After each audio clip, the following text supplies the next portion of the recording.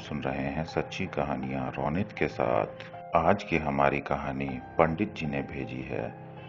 पंडित जी दो बहुत बड़े और अमीर घर के पुरोहित थे। उन्होंने उस घर में जो भी कुछ होते हुए देखा, उसने उनकी भी जिंदगी बदल दी। आइए अब चलते हैं अपनी कहानी की ओर। सुनीता जी, जो कि एक बहुत ही अमीर घर की बहू थीं और उनके दो बड़े बेटे भी थे, एक बेटी भी थी और साथ ही साथ उनका बहुत ही खुशहाल परिवार था। वो लोग इतने पैसे वाले थे कि वो लोग जिस चीज़ को भी सोचते थे अपना बना लिया करते थे। सुनीता जी की बस एक ही कमज़ोरी थी, महंगी ज्वेलरीज और पुराने एंटीक ज्वेलरीज। वो ये ज्वेलरी सिर्फ अपने ही लिए नहीं बल्कि अपने होने वाली बहू और अपने बेटी के लिए भी जुटाते रहती थी। और अमीर घरों में ये एक नॉर्मल सी बात है, क्योंकि उनके पास पैसों की कोई भी कमी नहीं थी। इसीलिए सब कुछ इसी तरीके से चल रहा था, सब कुछ बहुत अच्छा जा रहा था। उसके बाद उनके बड़े बेटे की शादी तय हो गई और इससे उनका पूरा परिवार बहुत ही ज़्यादा खुश था। उनकी शादी जहाँ तय हुई थी, वो भी बहुत अमीर और पैसे और रसूख वाले लोग थे। ये एक तरीके से बहुत ही अच्छा रिश्ता था और उनके टक्कर का भी। सभी लोग इसके लिए तैयारियां कर रहे थे। बाकी की तैयारियां तो अपने हिसाब से चल ही रही थी और उनके जो परिवार के पंडित जी थे, उन्होंने सारी मुहूर्त वगैरह भी निकाल दी थी। अब सुनीता जी को अपने बहू के लिए सबसे बेस्ट ज्वेलरीज बनानी थी। उनके खानदान के एक परमानेंट ज्वेलर थे, उन्हीं के पास वो हमेशा ज्वेलरीज के लिए जाया करती थी। इसी सिलसिले में वो फिर से एक बार अपने फैमिली ज्वेलर के पास पहुंची और जब वहां वो उस ज्वेलरी शॉप के मालिक के केबिन में बैठ कर के ज्वेलरीज का ऑर्डर दे रही थी, तभी एक आदमी जो कि काफी गरीब सा लग रहा था और उसकी उम्र भी ज्यादा नहीं थी, वो एक 23 से 25 साल के आसपास के लड़के की जैसा नजर आ रहा था। उसने भी मालिक से मिलने की जिद पकड़ रखी थी। दुकान पे काम करने वाले लोगों ने उसे काफी मना किया, लेकिन उसने कहा मुझे सेठ जी को कुछ ऐसी चीज दिखानी है जो देख कर के वो कभी मना नहीं करेंगे, वो जरूर उसे खरीद लेंगे। मुझे पैसों की बहुत जरूरत है, इसीलिए मैं वो चीज बेचना चाहता हूँ। हालांकि दुकान में काम करने वाले लोग ये अच्छी तरीके से जानते थे कि अभी सेठ जी के साथ उनकी सबसे बड़ी कस्टमर सुनीता जी बैठी हुई हैं। इसीलिए वो लोग नहीं चाहते थे कि ये लड़का अंदर जाए, लेकिन उसके जिद के सामने उन लोगों ने हार मान लिया। उसके बाद जहाँ पे बैठकर सुनीता जी सेठ जी को बड़े बड़े ऑर्डर्स दे रही थी ज्वेलरी के, वहाँ पे वो लड़का पहुँचा। सेठ जी ने जब उस लड़के पे नज़र घुमाई तो उनका मन भी थोड़ा अजीब सा हो गया। उन्होंने अपने दुकान के कर्मचारियों को डांटते हुए कहा कि आखिर जब तुम्हें पता है कि मैं यहाँ सुनीता जी के साथ बिजी हूँ डिजाइन डिस्कस करने के लिए, तो फिर तुम लोगों ने किसी और को अंदर आने ही कैसे दिया। ये सारी चीजें कहकर अभी वो अपने कर्मचारियों को डांट ही रहे थे, तभी उस लड़के ने कहा सेठ जी, मैं जो चीज लेकर आया हूँ वो देखकर आपका गुस्सा भी शांत हो जाएगा और साथ ही साथ उस चीज को खरीदने के लिए आप तुरंत तैयार भी हो जाएंगे। फिर सेठ जी को लगा कि ठीक है, एक बार देख लेने में क्या हर्ज है।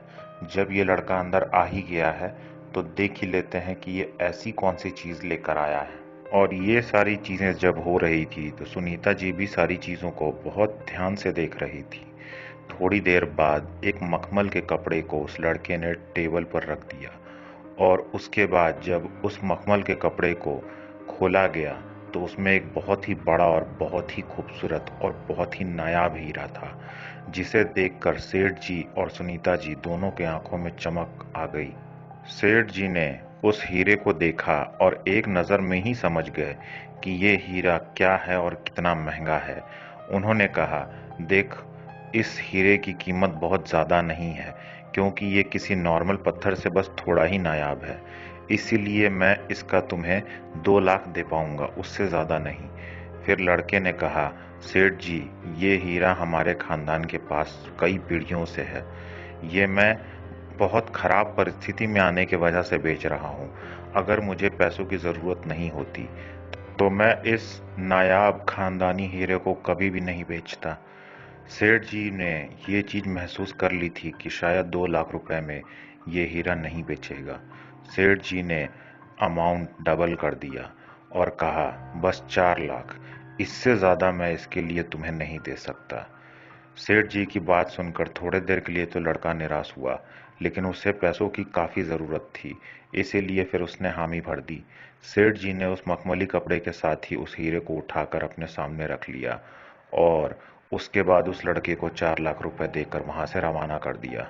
ये सारी की सारी डील सुनीता जी के सामने हुई थी और वो हीरा अब उनके आंखों में भी चमक रहा था। सुनीता जी ने तुरंत कहा, सेठ जी, आपने भले ये हीरा 4 लाख में खरीदा है, लेकिन मैं चाहती हूँ कि आप इस हीरे की एक अंगूठी बनाइए, जिसके लिए मैं आपको 20 लाख रुपए दूंगी।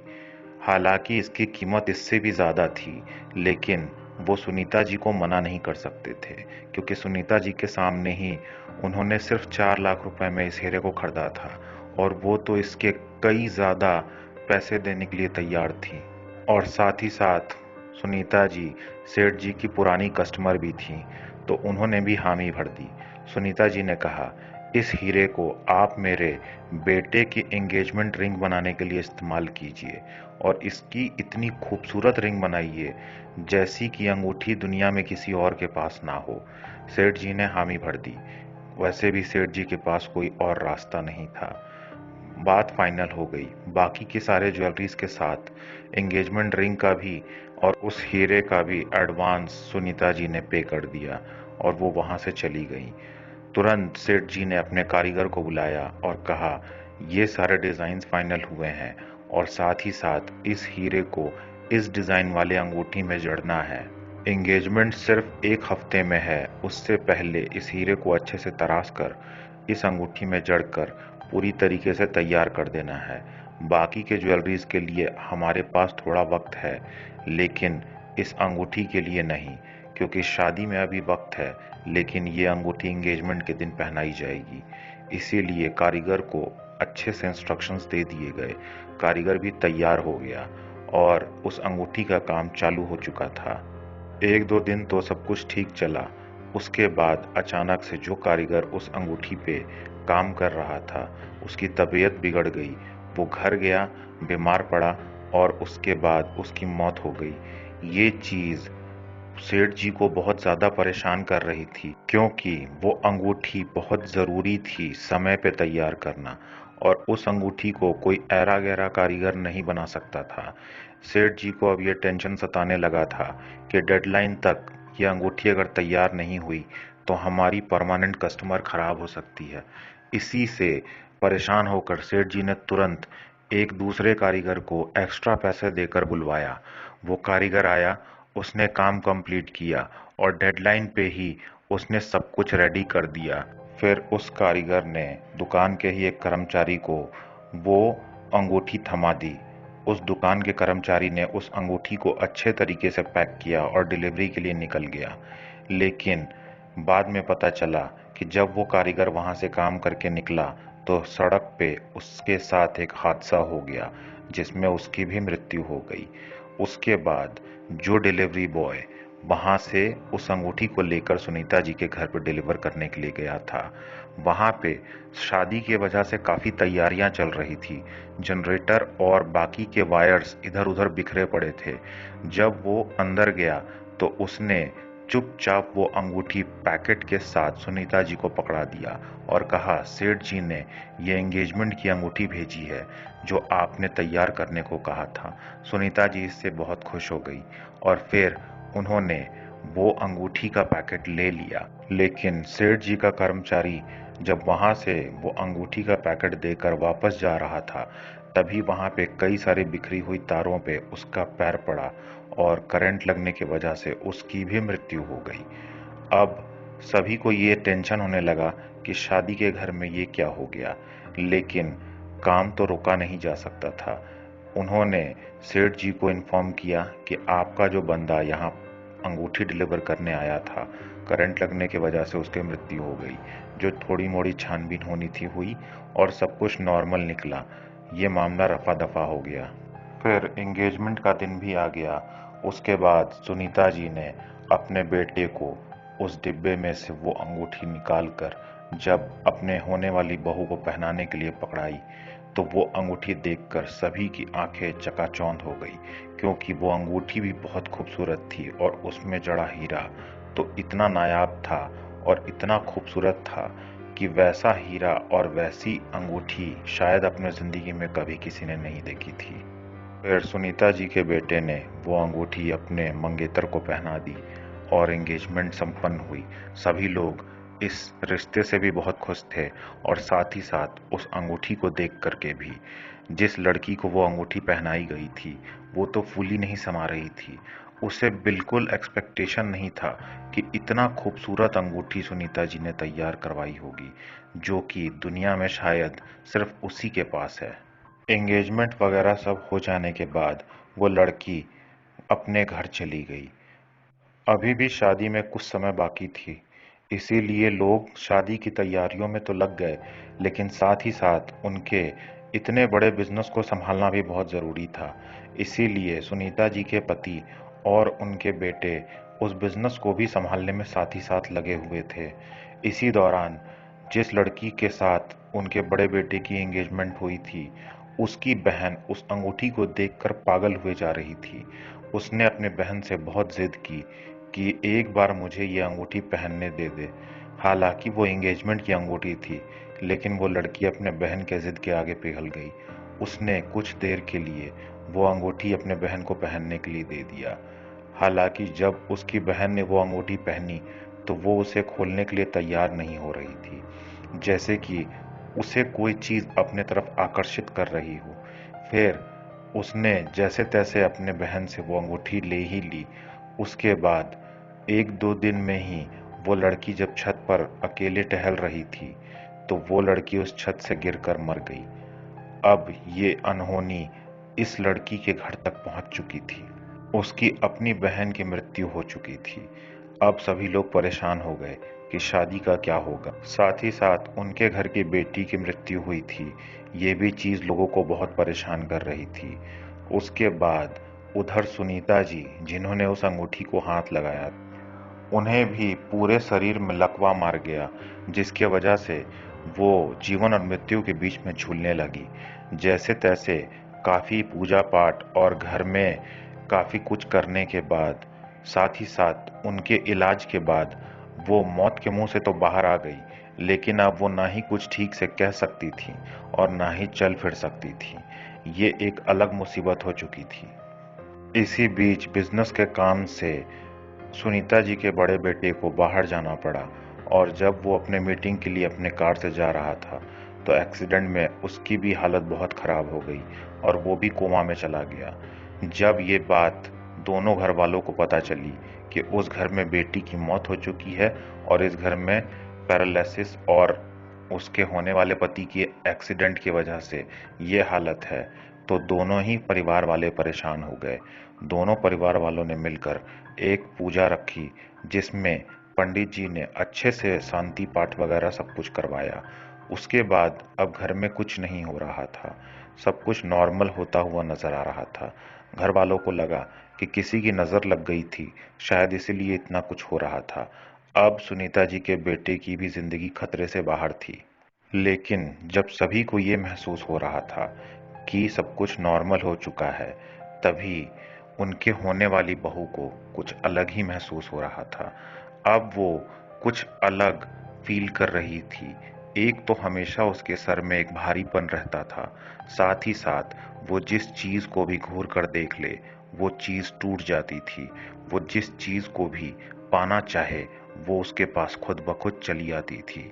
और तो और वो अगर चाह ले तो किसी को भी बिना छुए चोट पहुंचा सकती थी। ये सारी शक्तियां उसके पास कहां से आ रही थीं? शुरू शुरू में तो उसे ये सारी चीजें समझ में नहीं आई, लेकिन वो ये समझ चुकी थी कि उसके पास कुछ अलग शक्तियां आ चुकी हैं और धीरे धीरे वो शक्तियां बढ़ते ही जा रही थीं। उसके बाद एक दिन हाथ में कुछ लगने के वजह से उसे वो अंगूठी थोड़ी देर के लिए खोलकर हाथ धोना पड़ा। जिस वक्त उसने उस अंगूठी को अपने हाथ से जुदा किया और उसने जैसे ही पानी के आगे अपने हाथ को बढ़ाया, तुरंत उसके हाथ में कटे हुए का बहुत बड़ा निशान बन गया और उसके हाथ से खून की एक धार बहने लगी। उसे ये समझ में नहीं आ रहा था कि अचानक से पानी से किसी का हाथ कैसे कट सकता है। उसे ये थोड़ी देर में समझ में आ गया कि शायद इस अंगूठी को खोलने की वजह से मेरे साथ ऐसा हुआ है। तुरंत उसने जैसे तैसे उस दर्द को भुलाकर उस अंगूठी को पहना और अंगूठी को पहनते के साथ उसका हाथ पूरी तरीके से ठीक हो गया। अब उसे ये चीज़ पूरी तरीके से समझ में आ चुकी थी कि वो अंगूठी ही इन सारी शक्तियों का कारण है। साथ ही साथ अगर उसने उस अंगूठी को अपने से दूर किया तो उसे नुकसान पहुंचेगा। अब उसे कुछ कुछ ये भी समझ में आने लगा था कि जो भी इस अंगूठी को या जो भी इस हीरे को अपने पास रखता है उसे नुकसान नहीं होता, लेकिन जो इसे अपने पास रखने के बाद अपने से दूर कर देता है उसे इससे नुकसान जरूर होता है। अब उस लड़की को ये जानना बहुत जरूरी था कि आखिरकार सुनीता जी ने यह अंगूठी कहाँ से बनवाई और इसके पीछे का राज क्या है। जब वो सुनीता जी के पास पहुंची तो घर में किसी और को तो इस बारे में कुछ पता नहीं था, लेकिन सुनीता जी को मालूम था। लेकिन सुनीता जी ठीक से कुछ बोल नहीं पा रही थी, क्योंकि लकवा के वजह से उनका मुंह भी अब ठीक से काम नहीं कर रहा था। उसके बाद जैसे तैसे उन्होंने कुछ बोलने की कोशिश की, लेकिन ये कुछ समझ नहीं पाई। आखिरकार निराश होकर जब वो वहां से लौटने लगी, तभी सेठ जी का एक डिलीवरी बॉय वहां ज्वेलरीज लेकर पहुंचा और उसने कहा, शादी के लिए हमारे यहाँ पे ऑर्डर दिए गए थे, वो सारे ज्वेलरीज तैयार हो गए हैं, कृपया सुनीता मैडम को बुला दीजिए। इस लड़की ने पूछा कि क्या आप लोग के यहाँ से ही सुनीता जी सारी की सारी ज्वेलरीज बनवाती हैं? उन्होंने कहा, जी हाँ, वो लोग हमारे पास कई पीढ़ियों से आ रहे हैं और सेठ जी से पहले उनके पिताजी इन्हीं के परिवार के लिए काम किया करते थे। उनके और भी कस्टमर हैं, लेकिन ये लोग परमानेंट कस्टमर हैं जो कि हमेशा उन्हीं से सब कुछ बनवाते हैं। ये बात सुनकर अब इस लड़की को समझ में आ चुका था कि जरूर हो ना हो यहीं से सुनीता जी ने इस अंगूठी को भी बनवाया है। फिर उस अंगूठी को दिखाते हुए उससे पूछा कि क्या तुमने पहले कभी ये अंगूठी देखी है? उस कर्मचारी ने उस अंगूठी को पहचान लिया और कहा, जी हाँ, यह अंगूठी भी हमारे ही यहाँ बनी है। अब इस लड़की को ये पता था कि कहाँ जाकर इसके बारे में पता लगाना है। वो तुरंत उस कर्मचारी के साथ उसके दुकान पर गई। वहां पे सेठ जी से मिली और उसने कहा, मैं सुनीता जी की होने वाली बहू हूँ, क्या यह अंगूठी आप लोगों ने ही बनवाई थी? सेठ जी ने हाँ में सर हिलाया और उसके बाद उसने सेठ जी से पूछा कि क्या इस अंगूठी के पीछे कोई राज है? सेठ जी ने कहा, हाँ बेटा, मुझे तो ये ठीक ठीक पहले पता नहीं था कि ये अंगूठी श्रापित है, लेकिन अब मुझे ये बात अच्छे से समझ में आ चुकी है, क्योंकि मेरे भी 2 कर्मचारी मारे जा चुके हैं। मैंने जिस दिन सुनीता जी को ये बात फोन कर बताई, उसी दिन उनको लकवा मार गया। इसीलिए वो किसी को ये बात बता ही नहीं पाई, क्योंकि जब तक मुझे पता चला तब तक काफी देर हो चुकी थी। उसके बाद जब मैंने सुनीता जी को बताया तो मुझे पता चला कि सुनीता जी भी अब इस कंडीशन में नहीं है कि वो कुछ बता पाए, और मैंने जब किसी और को बताने की कोशिश की तो उनके बेटी की भी एक्सीडेंट होने के वजह से किसी के पास मेरी बात सुनने के लिए टाइम ही नहीं था। मैं इसी चीज को सोच सोच कर परेशान हुआ जा रहा था कि आखिरकार मैं ये बात बताऊं किसे और समझाऊं कैसे, क्योंकि वो लोग हमारे बहुत पुराने कस्टमर हैं और अब तो हमारे बीच परिवार जैसा हिसाब किताब है। फिर मैं उन्हें नुकसान पहुंचते कैसे देख सकता था। मुझे ये भी पता चला कि जिस लड़के ने मेरे पास आकर उस हीरे को बेचा था जो कि तुम्हारे अंगूठी में लगा हुआ है, वो सिर्फ उसके ही खानदान के पास रहे तो ठीक रहेगा, नहीं तो वो कईयों को नुकसान पहुंचा सकता है। बहुत ढूंढने के बाद भी जब मुझे वो लड़का नहीं मिला तो मैंने उस अंगूठी की फोटो एक आदमी को दी और पता करने को कहा कि कैसे भी पता करो कि ये हीरा पहले किसके पास था। बहुत पता करने के बाद एक आदमी मिला जिसने उस अंगूठी को देखते के साथ ही चीखना चिल्लाना शुरू कर दिया। हालांकि वो भी बहुत पैसे वाला था, लेकिन उसने कहा कि ये अंगूठी नहीं, ये एक श्राप है। उस आदमी ने बताया कि मेरी पत्नी की एक दोस्त थी जो कि उस लड़के की माँ थी। उसके पास पीढ़ियों से ये हीरा था। जब तक ये हीरा उनके खानदान में रहता, उन्हें कोई नुकसान नहीं होता। लेकिन उस लड़के की माँ को मेरे पत्नी का एक डायमंड का सेट इतना ज़्यादा पसंद आ गया कि जिसके बदले में उसने वो हीरा उसे दे दिया और वो डायमंड का सेट एक्सचेंज में ले लिया। उस हीरे को देने के बाद उसके तो घर में बर्बादी का आलम शुरू हो गया। धीरे धीरे करके उनके सारे पैसे, धन दौलत, फैक्ट्री सब बर्बाद हो गया। एक भी रुपया नहीं बचा। साथ ही साथ उसके भाई बहन, माता पिता सभी मर गए। सिर्फ और सिर्फ वही लड़का जिंदा बचा। और मेरे घर में मेरी पत्नी तो मरी ही मरी, मेरा एक बेटा था वो भी मर गया। मुझे ये समझते देर नहीं लगी कि इन सारी मुसीबतों का जड़ यही हीरा है। इसीलिए मैंने उस लड़के को बुलाया और बिना छुए उस हीरे को एक मखमल के कपड़े में लपेटकर उस लड़के को कहा, लेके जाओ यहाँ से इसे। मैं इसे छूना भी नहीं चाहता, क्योंकि मुझे ये समझ में आ चुका था कि जो इस हीरे को छुएगा वो बर्बाद हो जाएगा। वो लड़का बचपन से इस हीरे को देख रहा था, इसलिए उसे पता था कि शायद उसके घर से ये हीरा जाने की वजह से ही वो लोग बर्बाद हो गए। उसने सोचा कि अब हमारे पास कोई पैसे तो रहे नहीं, इस हीरे को ही बेचकर मुझे अपनी ज़िंदगी में कुछ करना होगा, आगे बढ़ना होगा।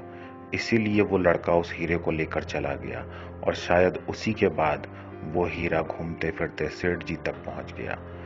सेठ जी ने कहा, अभी भी मैं उस लड़के को बहुत ही शिद्दत के साथ ढूंढ रहा हूं ताकि ये हीरा उसे वापस किया जा सके, लेकिन वो लड़का अभी तक मुझे मिला नहीं। फिर इन लोगों ने सारी बातें उनके और उस लड़के के घर वालों को बताई। जब उन दोनों परिवार वालों को ये सारी चीज़ें पता चली तो उन लोगों ने पंडित जी को बुलाया और बोला कि पंडित जी, कोई ऐसा रास्ता निकालिए जिसके वजह से अब किसी की जान न जाए। पंडित जी ने कहा, ये जिसके खानदान का है उसे वापस करने से ही कुछ हो सकता है, और मैं अपने तरफ से पूरी कोशिश करूंगा कि किसी की जान ना जाए। पंडित जी ने अपने तरफ से जो कर सकते थे किया। काफी तंत्र मंत्र और पूजा पाठ के बाद पंडित जी को ये पता चला कि जो भी इस हीरे की बलि चढ़ता है उसकी आत्मा को भी ये हीरा खुद में कैद कर लेता है। इसी से इस हीरे को शक्ति मिलती है। इसका मतलब ये है कि जितने लोगों की जान इस हीरे ने ली, उन सभी की आत्माएं इसी हीरे के अंदर कैद हैं। ये बातें सुनने के बाद सभी ने उस लड़के को ढूंढने के लिए अपनी पूरी ताकत झोंक दी।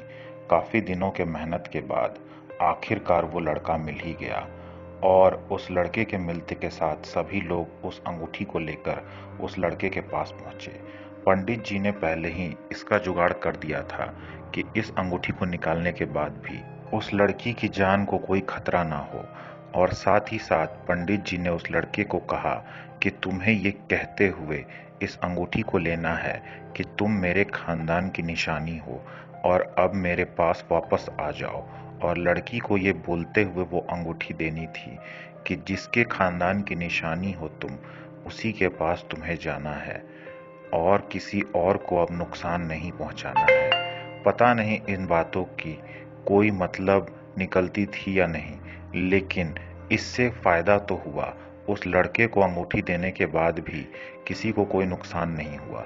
शायद पंडित जी अच्छी तरीके से पूजा पाठ कर आए थे, या उन्होंने बहुत अच्छे तरीके से इस चीज को संपन्न करवाया था। वो अंगूठी जिसकी निशानी थी उसके पास चली गई और अब किसी को भी कोई दिक्कत नहीं आई। इस वजह से सभी लोग अब नॉर्मल जिंदगी जीने लगे। आज की कहानी में बस इतना ही। पता नहीं ये कहानी कितनी सच्ची थी या कितनी झूठी, लेकिन हमें ये कहानी जिन्होंने भेजी है उन्होंने जिस तरीके से ये कहानी सुनाई थी उसी तरीके से हमने कोशिश की है आप तक इस कहानी को पहुंचाने की। आपको ये कहानी कैसी लगी आप ज़रूर बताइएगा। ऐसी ही कहानियों के लिए हमारे प्लेलिस्ट को ज़रूर विजिट कीजिएगा। कल फिर मिलेंगे ऐसी ही एक अनोखी कहानी के साथ। तब तक के लिए साइनिंग ऑफ।